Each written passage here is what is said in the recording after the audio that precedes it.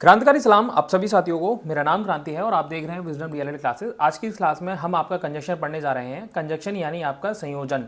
ठीक, इससे पहले आपके पार्ट ऑफ स्पीच में कुछ चैप्टर्स थे जो हमने खत्म करा दिए, उस पर भी एक बार नजर मारते हुए नजर आएंगे। आइए हम आपका एक बार डिस्कस कर लेते हैं कि मैंने आपके कौन कौन से चैप्टर पढ़ा दिए हैं, जिससे कि आप इंग्लिश की प्लेलिस्ट में जाएंगे तो वहाँ पर आपको ये सभी चैप्टर क्रमबद्ध तरीके से मिल जाएंगे। जिसमें हमने नाउन आपका खत्म करा दिया, सर्वनाम, एडजेक्टिव, आपका वर्ब हो गया, एडवर्ब हो गया, प्रीपोजिशन हो गया, कंजक्शन हो गया, आज हम खत्म करा देंगे। इंटरजेक्शन आपके सिलेबस में है नहीं तो वो हम कराएंगे नहीं। ठीक, कंजक्शन आपके क्वेश्चन की फॉर्म में पूछा जाता है तो हम उतना ही पोर्शन इसमें डिस्कस करेंगे जितना कि आपके एग्जाम के लिए जरूरी है। ठीक है, मैं आपको इससे पहले बता चुका हूँ कि आपके 8 टाइप के इस पार्ट ऑफ स्पीच होते हैं इंग्लिश लैंग्वेज के अंदर, जिसको हम मतलब पार्ट ऑफ स्पीच कहते हैं। ठीक है, अब हम चलते हैं सीधा अपने मेन टॉपिक पे, जिसका नाम है हमारा कंजक्शन। कंजक्शन यानी हिंदी में संयोजन। संयोजन होता क्या है? ये दो शब्दों को या दो उपवाक्यों को या फिर ये किसी दो प्रॉपर सेंटेंस को आपस में जोड़ने का काम करता है, वो हमारा कंजक्शन कहलाता है। एक बार इसकी डेफिनेशन पढ़ लेते हैं। वैसे डेफिनेशन पूछी नहीं जाती है, बट चूंकि हम पढ़ रहे हैं तो हम एक बार डिस्कस कर लेते हैं। क्या कह रहा है डेफिनेशन में? A conjunction is a word. Conjunction एक तरह का वर्ड होता है, शब्द होता है, विच ज्वाइन, जो ज्वाइन कर जोड़ता है दो शब्दों को, दो वर्ड्स को, क्लॉज यानी उपवाक्यों को, और सेंटेंस यानी वाक्य को। ठीक है, ये हिंदी में एक बार पढ़ लेते हैं। कंजक्शन ऐसे शब्द हैं जो दो शब्दों, उपवाक्यों या वाक्यों को आपस में जोड़ता है, ये हमारा कंजक्शन कहलाता है। उदाहरण के तौर पर अगर हम देखें, Mohan and Sohan are reading a book. ये मोहन और सोहन के बीच में संबंध स्थापित कर रहा है। क्या स्थापित कर रहा है? एंड। तो एंड हमारा कंजक्शन कहलाएगा। ठीक, he work hard but failed. He work hard but failed, क्या है कि वो मेहनत कर रहा है बट वो फेल हो गया। तो इसमें क्या है? लेकिन। लेकिन शब्द क्या है? ये बट। तो ये आपका कंजक्शन कहलाएगा। ठीक, he wrote that he was not coming in July. He wrote that मतलब उसने लिखा कि वह जुलाई में नहीं आ पाएगा। तो इसमें जो दैट हमारा है ये जोड़ रहा है दो लोगों को। क्या? लेटर जो उसने ना आने के बारे में लिखा है उसके बारे में, और जिसने लिखा है उन दोनों के बारे में संबंध स्थापित करा ना आने के बारे में। ठीक है, तो ये आपको समझ में आ रहा होगा कि जो एंड, बट, दैट, बट, ये जो भी हैं कंजक्शन है और दो सेंटेंस, उपवाक्यों, वाक्यों को जोड़ने के काम में आता है। इसी को हम कंजक्शन कहते हैं। इसके डिफरेंट टाइप ऑफ फॉर्म्स होते हैं, वो हम नीचे इसके डिस्कस करेंगे। चौथा आपका एग्जाम्पल है, सी इज इंटेलिजेंट बट पुअर। ठीक है, अब आइए कोऑर्डिनेटिंग कंजक्शन पे। कोऑर्डिनेटिंग कंजक्शन की बात करें तो कोऑर्डिनेटिंग कंजक्शन ऐसे कंजक्शन होते हैं जो दो समान पद वाले वाक्यों को आपस में जोड़ने का काम करता है, वो हमारा कोऑर्डिनेटिंग कंजक्शन कहलाता है। उसके बाद में आप देखिए यहाँ पे फैन बॉयज, हमने इसका एक क्या बोलते हैं उसको, हमने आसान करने के लिए हमने अपने टर्मिनोलॉजी में कर लिया है। हमने निमोनिक्स जिसे हम कहते हैं अंग्रेजी में, ठीक है, जिसे हमें याद करने में आसानी हो। तो हमारा एफ स्टैंड करता है फॉर के लिए, ए हमारा एंड के लिए, एन नॉर के लिए, बी बट के लिए, और के लिए, ओ मतलब और के लिए, वाई येट के लिए, एस जो करता है वो हमारा करता है सो के लिए। ठीक है, चलिए आप चलते हैं नेक्स्ट इसके यूज पे। यूज कैसे करते हैं इसके अंदर? नॉट ओनली भी आता है, बट ऑल्सो भी आता है। यहाँ पे अगर कॉमा लगाना चाहे तो वो भी लगा सकते हैं आप। ठीक, बोथ और एंड भी आता है। ठीक है, अब आपका एग्जाम्पल की बात करें, आई वेंट टू मार्केट, मैं मार्केट गई। आई बाउट सम बुक्स, मैंने कुछ किताबें खरीदी। ठीक है, तो इसमें आपका जो ये दो सब्जेक्ट को जोड़ने का काम क्या कर रहा है? अब इसमें देखिए, यहाँ पे ये सेंटेंस था, ये आपका ओरिजिनल सेंटेंस, इसको जोड़ने का काम कर रहा है एंड। मतलब आई वेंट टू मार्केट, मैं मार्केट गई, एंड बाउट सम बुक्स। अब ये सेंटेंस हमारा कंप्लीट लग रहा है। इससे पहले हमारा फुल स्टॉप यहाँ पे लगा दिया था, इन दोनों के बीच में कोई भी संबंध स्थापित नहीं हो पा रहा था, लेकिन हमने एंड लगाया तो एंड लगाने से हमारा इन दोनों के बीच में संबंध स्थापित हो गया।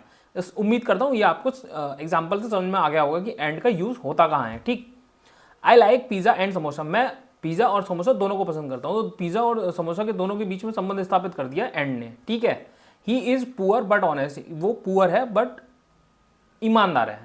ओके, अब चलिए यहाँ पे work hard otherwise you will fail. Work hard otherwise you will fail का मतलब है कि आप मतलब परिश्रम करिए अन्यथा आप फेल हो जाएंगे। ओके, चलो सबऑर्डिनेटिंग कंजक्शन की बात करें। सबऑर्डिनेटिंग कंजक्शन में क्या होता है? ऐसे कंजक्शन जो आश्रित उपवाक्य को मुख्य उपवाक्य से जोड़ते हैं। मतलब क्या कह रहा है? आपका जो भी कंजक्शन है वो एक डिपेंडेंट जो सेंटेंस होगा और जो मेन सेंटेंस होगा उन दोनों के बीच में संबंध स्थापित करता है, ये हमारा सबऑर्डिनेटिंग कंजक्शन कहलाते हैं। उदाहरण के तौर पर ये हमारा दैट आता है, इफ है, बिकॉज है, अनलेस है, लीस्ट, देन, ऑल्दो, ये सभी हमारे सबऑर्डिनेटिंग कंजक्शन के उदाहरण होते हैं। अब चलिए यहाँ पे एक बार एग्जाम्पल से समझ लेते हैं कि होता क्या है basically. He works harder than his friend, वो अपने मित्र से ज़्यादा मेहनत करता है, ठीक है।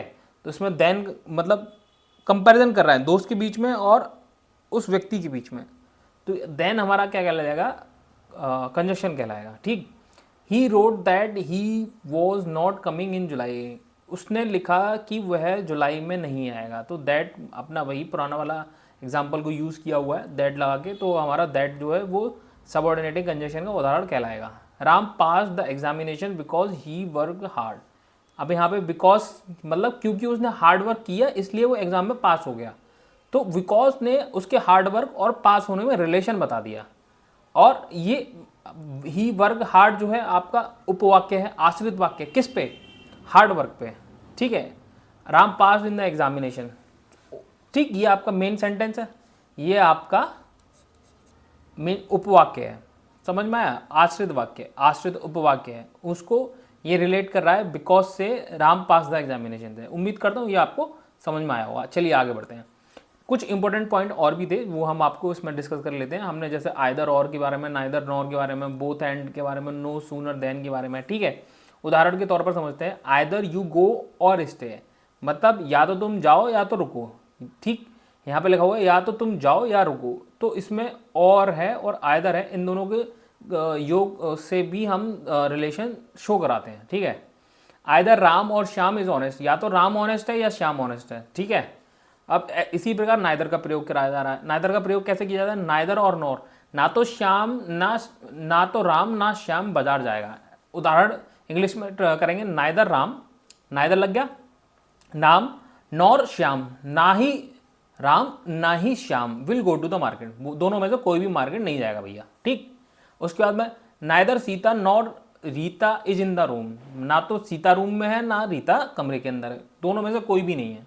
अब आइए तीसरे पे, both and Sita is both intelligent and beautiful, यानी सीता बहुत ज़्यादा सुंदर भी है, बहुत ज़्यादा बुद्धिमान भी है। बोथ सब कंजक्शन की तरह यूज हो रहा है, एंड उसकी सुंदरता के बारे में रिलेट कर रहा है।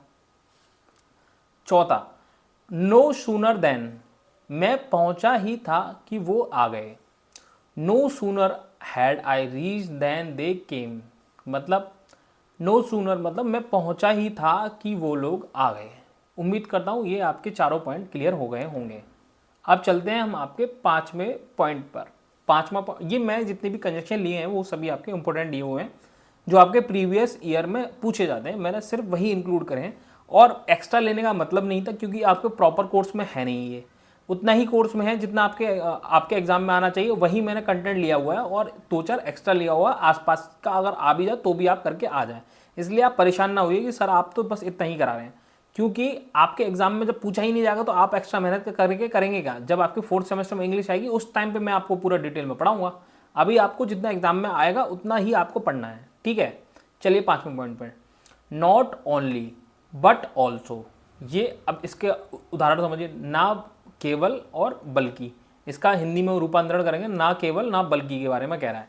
वह न केवल अध्यापक है बल्कि विद्यार्थी भी है, मतलब जैसे कई सारे आपने ऐसे अध्यापकों को देखा होगा जो खुद भी पढ़ते हैं, कंपटीशन की एग्जाम की तैयारी भी करते हैं, जैसे आप खुद ऐसे होंगे जो कई सारे बच्चों को होम ट्यूशन देते होंगे और खुद भी आप कंपटीशन की तैयारी कर रहे हैं, तो उसी का उदाहरण लेके यहाँ पे दिया गया है। He is not only a teacher, वो एक तरह का शिक्षक नहीं है बल्कि एक तरह का बच्चा भी, विद्यार्थी भी है। ये आपका 5वां इसका उदाहरण कर रहा है, स्टैंड आउट।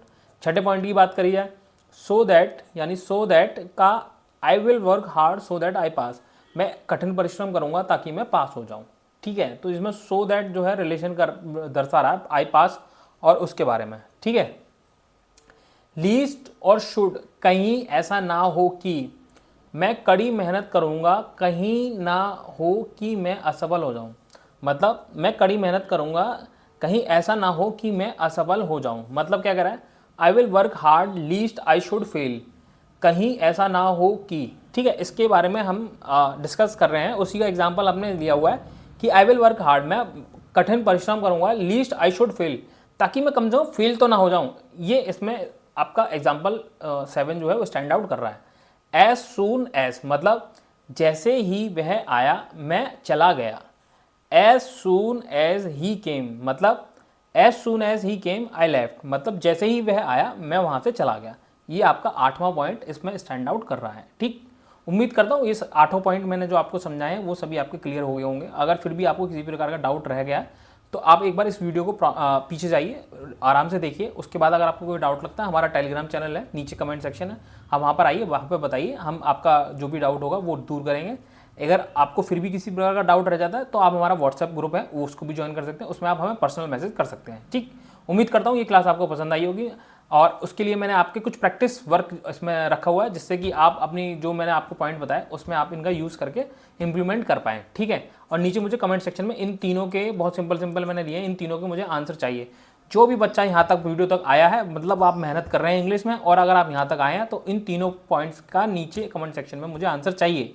ठीक, जिससे मुझे पता चलेगा आपने ये वीडियो पूरी देखी है और आप सीरियसली पढ़ाई कर रहे हैं। चलिए, ये प्रैक्टिस वर्क आपका है, 3 एग्जांपल लिए सिंपल, और इसमें से ये मान के चलिए ये ज़्यादातर प्रीवियस ईयर, इसमें 2 आपके प्रीवियस ईयर के हैं। ठीक है, तो नीचे कमेंट सेक्शन में मुझे आंसर मिल जाना चाहिए। अब मैं आपको बता देता हूँ, मेरा नाम क्रांति है। अभी तक आप कंटिन्यूस क्लासेस देख रहे हैं तो समझ में आ ही गया होगा, और अभी तक आपने सब्सक्राइब नहीं किया तो कृपया करके हमारे चैनल को सब्सक्राइब कर लीजिए। नीचे टेलीग्राम चैनल की लिंक दे रखी है, उसे ज्वाइन कर लीजिए। व्हाट्सएप चैनल की भी लिंक दे रखी है, उसे भी ज्वाइन कर लीजिए। और उम्मीद करता हूँ ये आपको क्लास पसंद आई होगी और अपने दोस्तों तक आप अपनी इस क्लास को इंग्लिश की पूरी प्लेलिस्ट को पहुँचा रहे होंगे। और तब तक मिलते हैं हम आपसे नेक्स्ट वीडियो में, तब तक आप कंटिन्यू अपनी मेहनत करते रहिए। ठीक, चलिए, जब तक मिलते हैं, जय हिंद।